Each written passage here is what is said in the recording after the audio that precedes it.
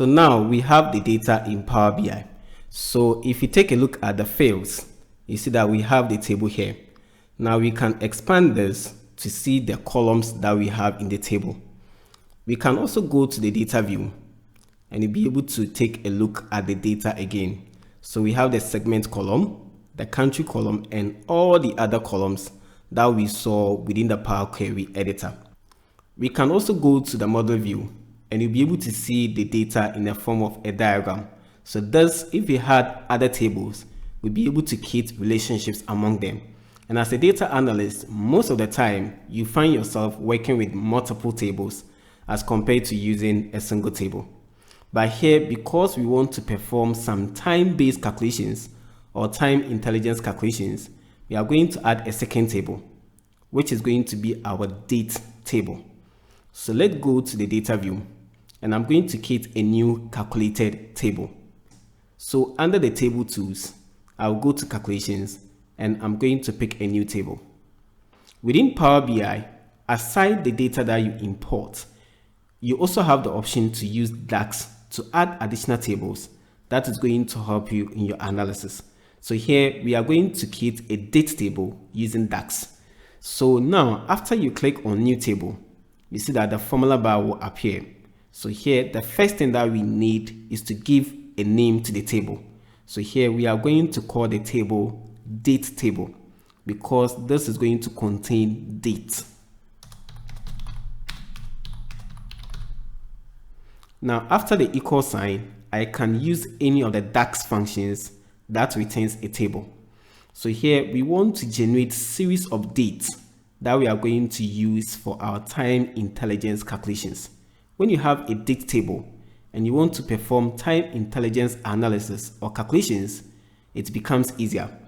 So after the equal sign, I can use calendar, which will help us to generate series of dates between a start and end date. So I'm going to pick calendar. Now with the input, we need to provide the start date. So I'm going to use 1st January 2020. And then with the end date, I'm going to use 31st December 2022. Now you see that I'm putting the date in double quotation marks. Now when you are typing or creating formulas and expressions, aside numbers, any other thing, we have to put it in double quotation marks. Now because we are entering date, we have to put it in double quotation marks. If we are typing text, we have to also put it in double quotation marks within the expression that we are writing. But if this were to be numbers, we wouldn't have to put them in double quotation marks. So with this done, I'm going to close the bracket. So we have been able to provide the start date and then the end date. Now this function is going to generate series of dates between the start and the end date, with the end date and the start date inclusive. So when I press enter, we are going to have one column which has series of dates from the start date to the end date. And now when you click on the drop down, you see the date that we have. So this is from 1st January up to 31st December 2022. Now I'm going to cancel this. Now this is one way of creating a date table. If you don't want to provide the end date and the start date, and you want the date to be generated for you automatically based on your data model, then we have to use Calendar Auto. So instead of using calendar, I can use Calendar Auto.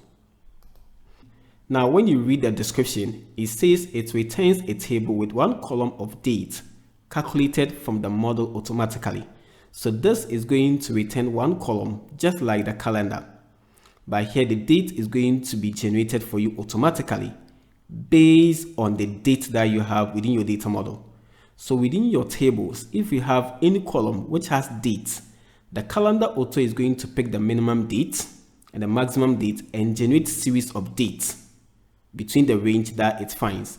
So if it finds the minimum date as 1st July 2020, it's going to generate series of dates from 1st January 2020. Then if it finds the maximum date, let's say 1st November 2022, this is going to generate series of dates which is going to end on 31st December 2022. So now we don't need to provide any input. The optional input that we need to provide is the fiscal year end. So here we are assuming that the fiscal year ends on 31st December. So we are not going to provide anything. So I'm going to press enter. And now you see that the series of dates are different from the one generated by the calendar function. Now when you click on the drop down, you see that now it starts from 1st January 2013. Now when you take a look at our data, we have the date here. Now let's sort this. Now you see that this starts from 1st September 2013. So the calendar auto is going to pick this date as the start date, but it's going to generate the date from 1st January 2013. Then it's going to look at the maximum date. So let's sort this in descending order.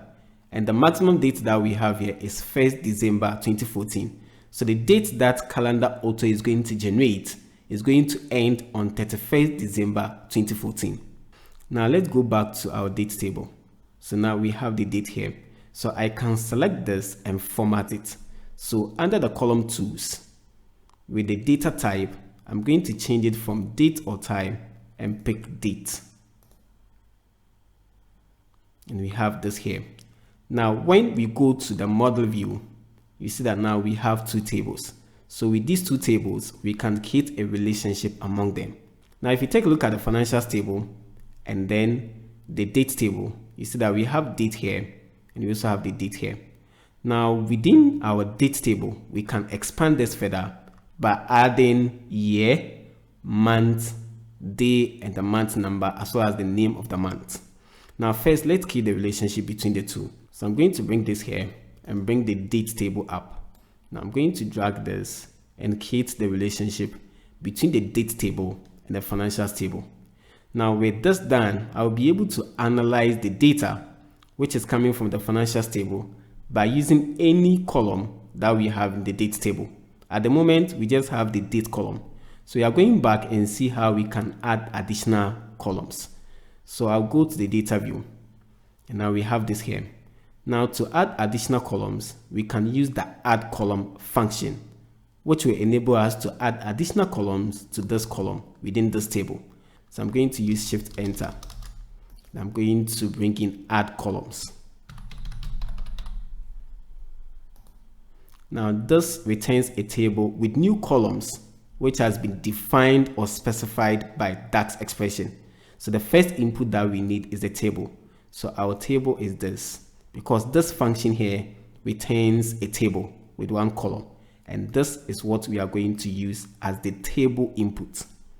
So I'm going to bring this up, then comma. Now here we have the option to add new columns. So first we need to provide the name of the column that we want to add. Then we go ahead with the expression that we are using to calculate the new column. So the first column that we are going to add is going to be the month number. Then I'll bring my comma. Then here we need to write an expression which is going to define the values for the column. So here we are using the month function to extract the month from this column.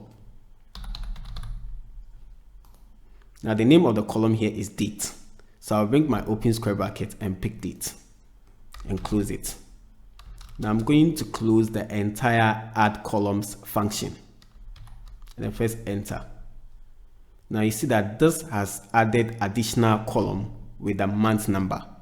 Now let's edit this and add more columns. So I'm going to bring comma, then shift enter.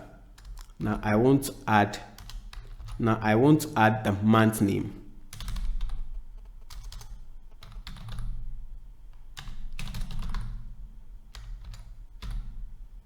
And here I'm going to use one of the DAX functions, which is known as format. So the format will enable me to format the date here as month number. So I'll bring format. And what do we want to format? The date column. So I'll bring open square bracket and pick the date column. Then I'll bring my comma. The next is the format. So here we want the date column to be formatted as month name. So I'm going to use MMM and close this and then close the entire format function. Now when I press enter, this will add additional column with the month name. Now here you see that we have the short form. If you want the full month name, then we have to add one more M. Then press enter, and now we have the full month name. Now we go ahead and add the year. So I'll bring comma, shift enter. I'm going to add year, then comma, then we can write the expression which is going to define the values for the year column. So here I'm using the year function, which will help us to extract the year from the date. So I'll pick year, open square bracket, and I'm going to pick the date column. I'm going to close this and then press enter. Then we also have the year. Now let's go back to our data model. Now because we have a relationship between the financials table and the date table, I can analyze the data from the financials table with any of the columns that we have in our date table. So in the next video, we are going to start with DAX, how we can analyze our data using data analysis expressions. So see you in the next video.